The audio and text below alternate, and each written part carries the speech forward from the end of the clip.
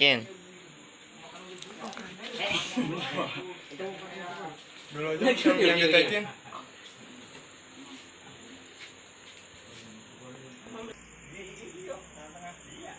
Turunin untuk kudanya.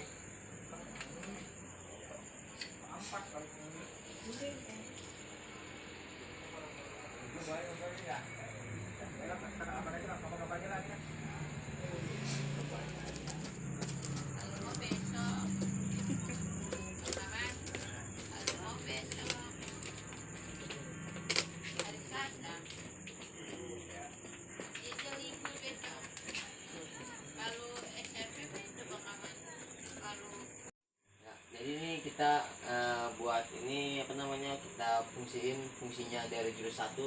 Contohnya dari ketok. Dari kita pertama pukul, ya kan? Ketok. Nah, baru cauk, pukul. Nah, jadi begini. Nanti pukul. Ketok nih. Nah, kalau ngetok ini antar ini nempel. Ya, tangan boleh begini, boleh begini. Lebih enak kita begini karena siap dekat. Kita coba pukul. Nah, kalau mau nakis. Tapi kalau di jurus 1 pukul. Nah, kotok barengin antara nyauk sama pukul harus bareng ya. Misalkan takut sama dia, nah siapa duluan masuk. Nah ya gitu.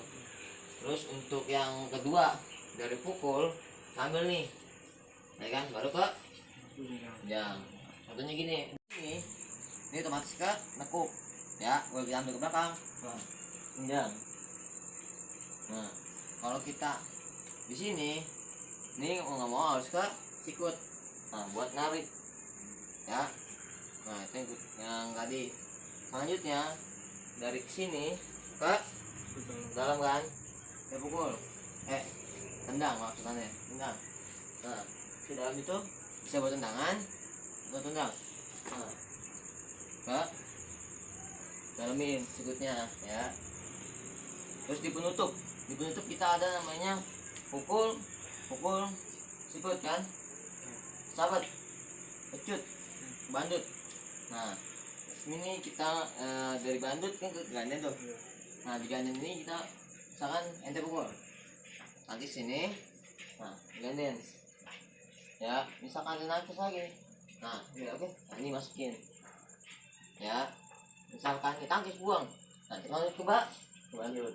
Nah kepecut maksudnya ya, pecut nih tuh kalau mau main nyambungnya ya.